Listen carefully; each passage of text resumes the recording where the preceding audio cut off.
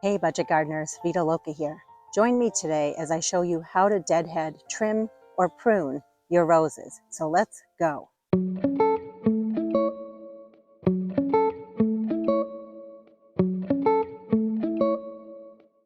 It is the end of July. I still have not pruned my roses.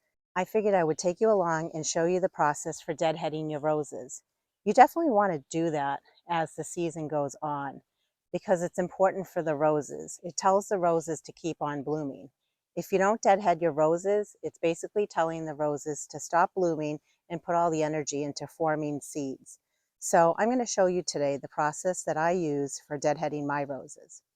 This is one example of a plant that we're going to be deadheading today. So you can see that this blossom has gone by. This one has as well. When it comes to cutting back our roses, it's very important that you count down to the set of leaves where there's 5 sets of leaves. So right here, there are 5 sets of leaves, 3 sets here, and 3 sets over here. The reason we want to do that is there is a much better chance that the rose will produce blooms if you count down to a set of 5 leaves.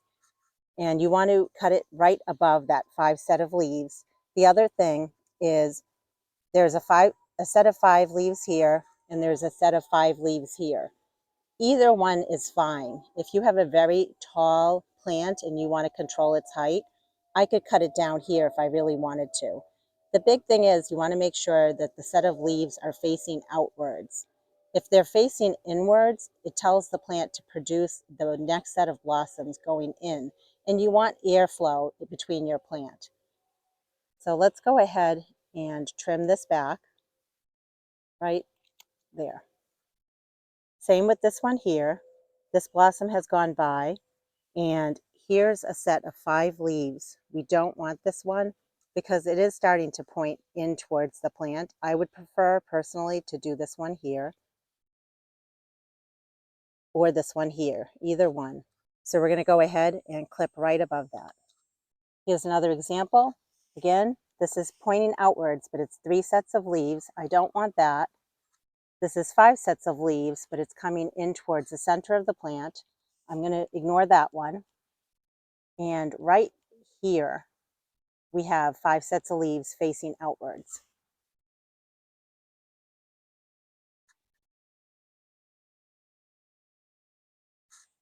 With this type of rose, this is more of a clustering type rose, and you can see everything has already gone by. There is a tiny bit of new growth happening right here, but this plant is very tall on this side here, and I want to control the height of this plant.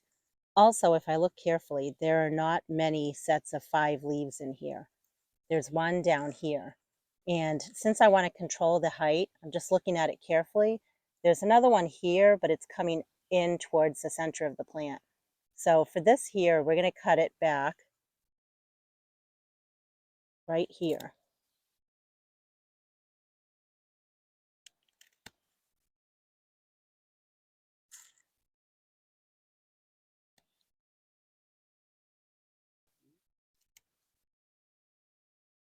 This is a clustering type of rose, and you can see it's gone by.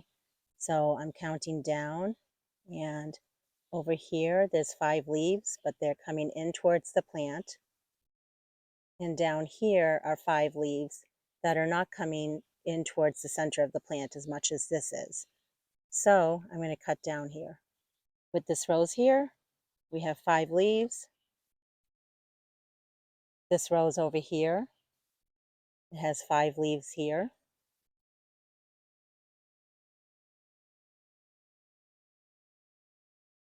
Some sites tell you to cut at an angle. Other sites say it doesn't matter. Personally, I've never cut my roses at an angle. I worry more about the 3 versus 5 leaves. I also pay attention to if the leaves are facing inwards versus outwards. And then most importantly, I just worry that I'm making sure I deadhead my roses.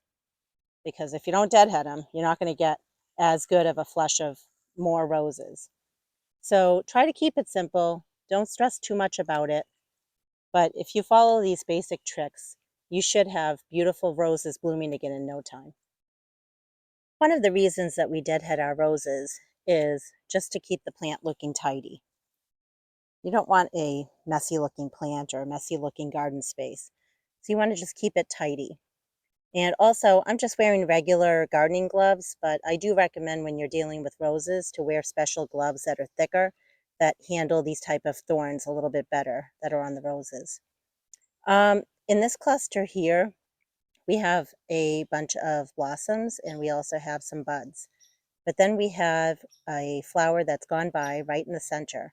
So in this case, I'm basically just going to carefully cut that one spent blossom, but I want to leave the rest of this intact. With this rose here, I have a set of 5 leaves here, and I have a set of 5 leaves here.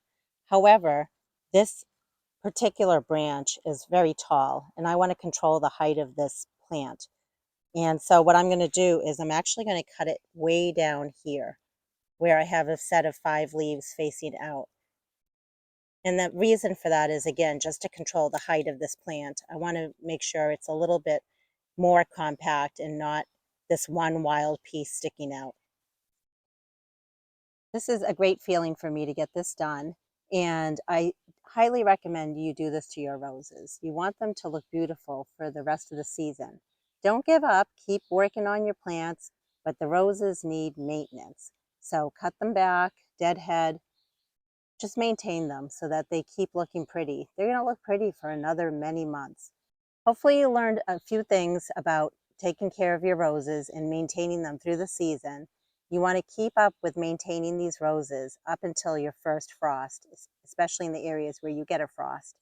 And I will be sure to show you in the fall other maintenance that I do with my roses come later in the year. Until the next video, make it a great day with gardening.